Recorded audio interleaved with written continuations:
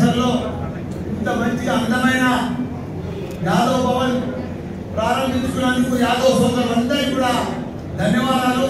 దానికి ముఖ్య అతిథికి వచ్చిన నా తోటి మంత్రి మా శ్రీనివాస్ యాదవ్ గారు, అదే మాదిరిగా లింగన్న మన రాజ్యసభ సభ్యుడు పట్టుబట్టి ఒక యాదవ్ చైర్మన్ కావాలని చెప్పి పట్టుబట్టి చైర్మన్ కుటుంబ యాదవ్ చైర్మన్ మేయర్ కావాలని చెప్పి జవహర్ నగర్ లో కావ్యను అయ్యప్ప బిడ్డను వాళ్ళ కుటుంబాలు ఆడ మేయర్ చేసిన ఇక్కడ చైర్మన్ చేసిన నేనే. దీనికి మన అప్పసారణ కూడా సహకారం ఉన్నది. దానికి తోడు 30-40 సంవత్సరాల సంది కూడా మైసమ్మ గుట్టకు ఎవరు కూడా ధర్మకర్త లేరు.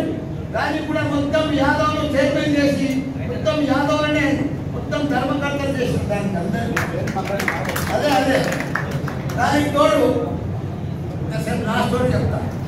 నాకు చిన్నప్పుడు అంతా యాదవ్ సోదరు, ఇప్పటికి కూడా నాకు నరసింహ యాదవ్, దుర్గా యాదవ్ పార్ట్నర్లు స్కూళ్ళల్లో కాలేజీలలో. నేను పాలమ్మి పార్లమెంట్ దాకా పోయి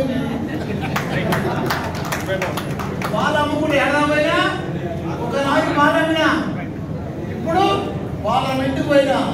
అదే మా సీఎం కేసీఆర్ గారి ఆశీర్వాదంతో క్యాబినెట్ మినిస్టర్ అయినా. అంటే పాలన ఎంత తమ్ముతో చూడండి.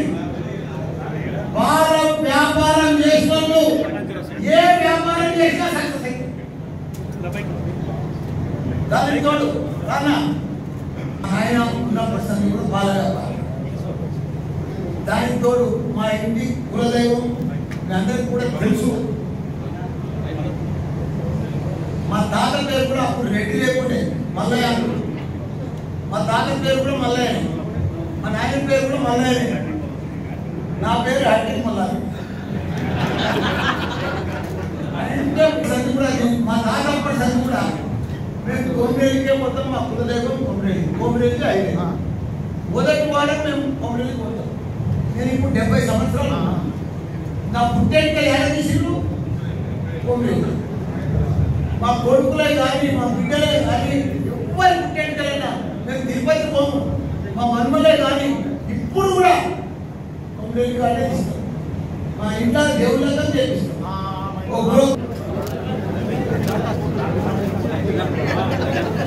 మేడం ఇటు చూడండి మేడం.